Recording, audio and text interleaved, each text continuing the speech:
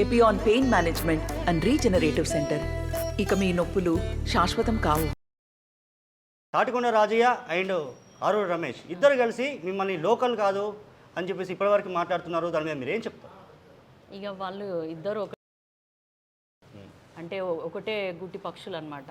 వాళ్ళకి చెప్పుకోవడానికి ఇంకా వేరే విషయాలు లేవు కాబట్టి నేను నాన్ లోకల్ అది ఇది అంటారు. కానీ వాళ్ళిద్దరికీ తెలిసిన విషయం తెలియాలి అంటే వాళ్ళకి కూడా తెలిసిన విషయం ఏంటంటే నేను ఇక్కడ పక్కా లోకల్, ఇక్కడే చదువుకున్నా, ఇక్కడే ఉన్నా, ఇక్కడే ఉంటున్నా, ఇక్కడే ఉద్యోగం చేసి మొన్ననే రాజీనామా చేసిన, ఇక్కడే ఉండబోతున్నా కూడా అంతే. మీరు వెళ్ళి ప్రచారంలో కూడా చెప్తున్నారు నేను ఇక్కడే పుట్టినా, ఇక్కడే చదువుకున్నా, నా ఇల్లు ఇక్కడే అని చెప్పేసి. కానీ వాళ్ళు ఎందుకు మరి అట్లా మాట్లాడుతున్నారు? అంటే చెప్పినా కదా, ఇప్పుడు వాళ్ళ దగ్గర ఇంకా వేరే మ్యాటర్ చెప్పుకోవడానికి ఏం లేదు, ప్రచారం చేయడానికి ఏం లేనప్పుడు అట్లాంటి విషయాలు బయటికి తీస్తారు. బీఆర్ఎస్ పార్టీకి వచ్చి దాదాపు 10 రోజులు కూడా లేదు, పార్టీని బదనం చేసి వెళ్ళిపోయిందని ఈరోజు స్టేషన్ గణపులో రాజయ్య ప్రెస్ మీట్ పెట్టి చెప్పాడు. బీఆర్ఎస్ పార్టీలో 10 రోజులు లేనా? పార్టీకి చేసింది కూడా ఏం లేదు. అంటే నేను యాక్చువల్లీ 2015 నుంచే ఉన్నా పార్టీలో, కానీ యాక్టివ్గా మరీ వీళ్ళ లెక్క తిరగలేదు. డాడీ ప్రచారానికి కానీ లేకపోతే ఇంపార్టెంట్ కేసీఆర్ గారు వచ్చినప్పుడు మీటింగ్స్ కానీ ఇట్లాంటి సందర్భాలలో నేను పాల్గొన్నాను. ప్రతి పెద్ద మీటింగ్లో నేను పాల్గొన్నాను. అప్పుడు డాడీ డిప్యూటీ సీఎం ఉన్నప్పుడు కూడా నేను కలవడం జరిగింది. కేసీఆర్ గారిని కలిసినాను, కేటీఆర్ గారిని కలిసిన, అంతా తిరిగినాను. కానీ నేను గవర్నమెంట్ జాబ్ చేయడం వల్ల యాక్టివ్ పాలిటిక్స్లో నేను లేను. కడియం ఫ్యామిలీని స్టేషన్ గణపూర్ నియోజకవర్గ ప్రజలు తరిమి కొట్టబోతున్నారని చెప్పేసి అంటున్నారు. ఆల్రెడీ ఆయన తరిమి కొడితేనే కదా పోయి ఎక్కడ ఒక నెల రోజులు ఏడదాక్కున్నాడో ఎవరు తెలియదు. ఆ ఇల్లు ఈ ఇల్లు వెళ్ళి ఆ గడప ఈ గడప తొక్కినా కూడా ఎవరు రానియలేదు, కాంగ్రెస్ వాళ్ళు కానీ బీజేపీ వాళ్ళు కానీ. అందుకే మళ్ళీ వాళ్ళు కూడా పాపం బీఆర్ఎస్ వాళ్ళకి కూడా ఎవరు దిక్కులేక ఆయనను పిలుచుకున్నారు అంతే. మోసం చేశారు కడియం ఫ్యామిలీ, కంప్లీట్గా మోసం చేశారు. నా ఎంపీ టికెట్ కూడా నాకు రాకుండా కడియం కావ్యకే వాళ్ళ బిడ్డకి రావాలా అని చెప్పేసి ఆయన మోసం చేసి పార్టీని మోసం చేశాడు, ఇటు నన్ను మోసం చేశాడని రాజయ్య అన్నాడు. మోసం చేయడానికి మోసగించబడ్డానికి ఆయన ఏం చిన్నపిల్లగాడు కాదు.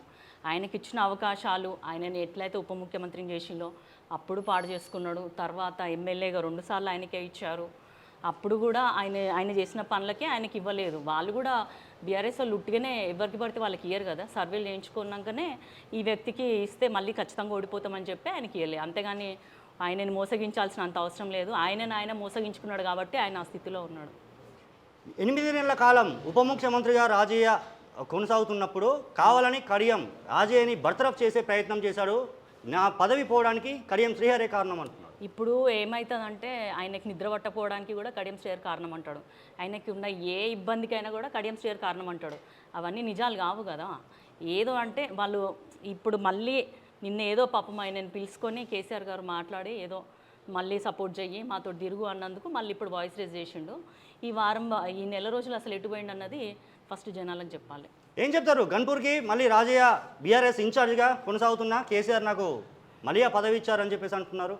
తన రాజీనామా కూడా ఆమోదించలేదు, నువ్వే మళ్ళీ గన్పూర్ ఇన్ఛార్జ్ అంటున్నారు. ఎలా ఉండబోతుంది గన్పూర్ రాజకీయం? ఇప్పుడు రాజయ్య పరిస్థితి గన్పూర్లో వార్డు మెంబర్ కంటే తక్కువ ఉంది. ఆయనకి ఎలాంటి స్పందన దొరకదు. ఎందుకంటే అంత గన్పూర్లో అంతా వన్ సైడ్ అయిపోయారు. ఇందిరా కడియం శ్రీహరి గారి ఇద్దరు వర్గం వాళ్ళంతా ఒకటయ్యారు. ఇప్పుడు గన్పూర్ మొత్తం కూడా కాంగ్రెస్ కుటుంబంలోనే ఉంది. భారతదేశంలోనే మోసం చేసిన వ్యక్తులలో కడియం శ్రీహరి నెంబర్ 1లో నిలుస్తాడు అని చెప్పేసి ఈరోజు అన్నారు. భారతదేశంలో రాజయ్య గారు సంపాదించిన పేరు ఏందో కూడా అందరికీ తెలుసు. ప్రతి ఒక్కరు కూడా యూట్యూబ్ వెతుక్కుతే చాలు ఆయన చేసిన మంచి మంచి గొప్ప గొప్ప పనులన్నీ బయటపడతాయి. కాబట్టి ఆయననే, ఇంకా ఆయన గురించి చెప్పాల్సింది ఏం లేదు. నాకు ఇష్టం కూడా లేదు ఆయన గురించి మాట్లాడడం.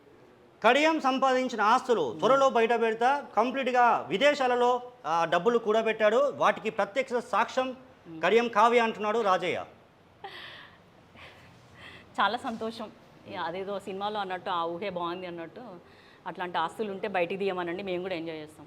ఎంతున్నాయి మరి డబ్బులు? ఎంత సంపాదించారు? ఎంత ఉన్నాయి మరి ఇన్నేళ్ళ రాజకీయ? నా నెల జీతము 90,000కి నేను రిజైన్ చేసిన తర్వాత నా కారు ఈఎంఐ ఉంటుంది నాకు 39,000.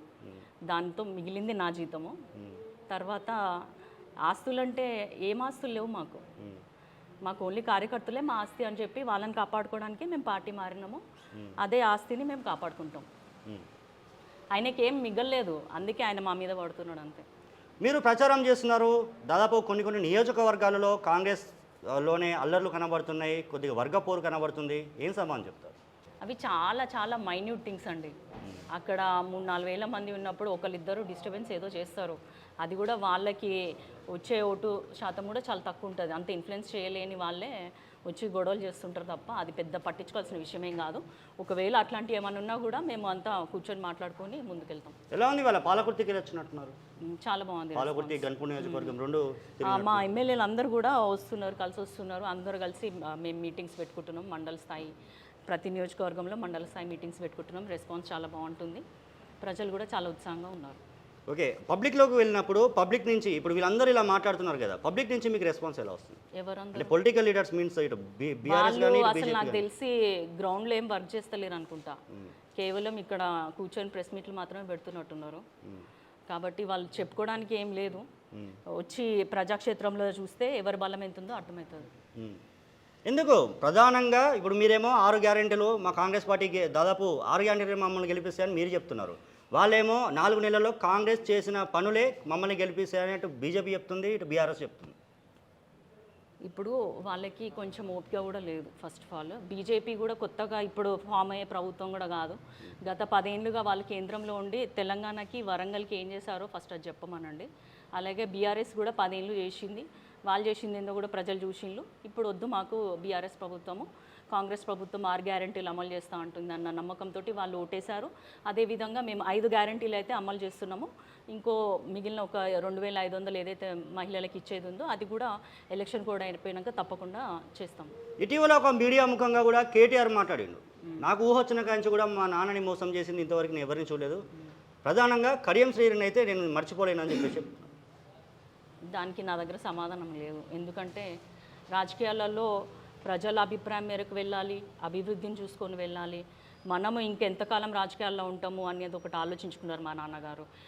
మహా అంటే నేను ఈ 5 ఏళ్ళే ఉంటాను, నేను నా ప్రజలకి ఏదో ఒకటి చేయాలి. ఇంత కాంగ్రెస్ గాలిలో కూడా బీఆర్ఎస్ నుంచి పోటీ చేసినా కూడా కేవలం నాన్నను చూసి ఓటేసినారు. కాబట్టి నేను వాళ్ళకి ఏదైతే ప్రామిసెస్ చేసినో అవి తప్పకుండా నెరవేర్చాలి అన్న మెయిన్ ఉద్దేశంతో మాత్రమే పార్టీ మారడం జరిగింది. కానీ ఒకరిని మోసం చేయాలి అన్న ఉద్దేశంతో అయితే మేము పార్టీ మారలేదు. ఇంకొక విషయం, ఆ పార్టీలో ఉండి పదవులు అనుభవిస్తూ పదవులు అడ్డు పెట్టుకొని కూడా మేము అక్రమాస్తులు సంపాదించింది ఏం లేదు, అవినీతి పాల్పడింది ఏం లేదు, ఎవరి మీద కూడా ఒక అక్రమ కేసు కూడా పెట్టలేదు మేము. రాజయ్య రీఎంట్రీ కడియం కావ్యకి ఏమైనా ఎఫెక్ట్ పడే అవకాశాలు ఉన్నాయా? ఏముండదు, కొంచెం ఆయనకు పని దొరుకుతుంది అంతే. అంటే వర్క్ అంటే ఇన్ని రోజులు ఖాళీగా ఉన్నాడు కదా, ఓకే ఖాళీగా ఉన్నాడు, పార్టీలో కొంచెం పని దొరుకుతుంది అంతే, నోటికి అంతే. మీకు ఎలాంటి పోటీ కానీ? అది చెప్పినా కదండి ఇంతకు ముందు, ఆయన వెనకాల ఎవరు ఉన్నారో కూడా తెలియదు. బీఆర్ఎస్ జెండా ఎగరేస్తాం వరంగల్ పార్లమెంట్ స్థానంలో అంటున్నారు.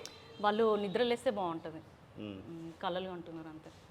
డిపాజిట్ కూడా రాదంటారు? రాదు ఖచ్చితంగా, వాళ్ళకు కూడా తెలుసు ఆ విషయం.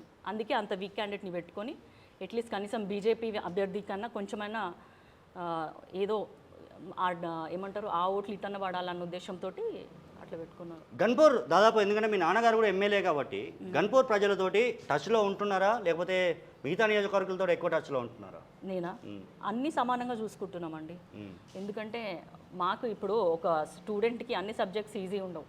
ఒక దాంట్లో ఎక్కువ మార్కులు వస్తే ఒక దాంట్లో తక్కువ మార్కులు రావచ్చు. అందుకే మేము ఫస్ట్ మాకు పట్టున్న గన్పూర్ మీద అన్ని నియోజకవర్గాల లెక్కనే మీటింగ్స్ పెట్టుకుంటున్నాము. కానీ అక్కడ ఎక్కువ మెజార్టీ రావాలని ఆశిస్తున్నాము, వస్తుంది కూడా. ఎందుకంటే మాకు ఇప్పుడున్న ఇద్దరు క్యాండిడేట్స్, ఇందిరా గారు ప్లస్ కడియం శ్రీహరి గారికి, ఇద్దరికి కలిపి లాస్ట్ టైమే 2 lakhs ఓట్స్ వచ్చినాయి. కాబట్టి ఇద్దరు ఇప్పుడు కాంగ్రెస్లో ఉన్నారు కాబట్టి మొత్తం అది నాకు మెజార్టీ వస్తుందని నేను అనుకుంటున్నాను. ఫైనల్గా ఏం చెప్పబోతున్నారు కావ్య గారు? నేను నా ప్రత్యర్థులకు ఏం చెప్తున్నా అంటే, మీరు గ్రౌండ్లోకి వెళ్ళి మీ పార్టీ విధానాలు చెప్పుకోండి, మీరు గత ప్రభుత్వంలో మీరు చేసిన అభివృద్ధి ఏందో చెప్పుకోండి, ఇక మీదట మీరు చేయబోయే మీ ప్రణాళికలు చెప్పుకోండి. అంతే తప్ప నా మీద లేనిపోని ఆరోపణలు చేస్తూ, నేను ఎట్లయినా బలమైన క్యాండిడేట్ అని మీ అందరూ తెలుసు, అందుకే అక్కడ ఇచ్చారు నాకు టికెట్, ఇక్కడ ఇచ్చారు. కాబట్టి మీరు మీ పనులు మీరు చూసుకోండి, నేను నా ప్రచారం నేను చేసుకొని ఖచ్చితంగా నేను లోక్సభ అభ్యర్థిగా కాంగ్రెస్ పార్టీ తరఫున గెలవబోతున్నాను. June 4th అదే జరుగుతుంది. చూస్తూ మరిన్ని వీడియోస్ కోసం ఛానల్ ని సబ్స్క్రైబ్ చేయండి, లేటెస్ట్ అప్డేట్స్ కోసం వాట్సాప్ ఛానల్ ని ఫాలో చేయండి, అండ్ లింక్ డిస్క్రిప్షన్ లో ఉంది.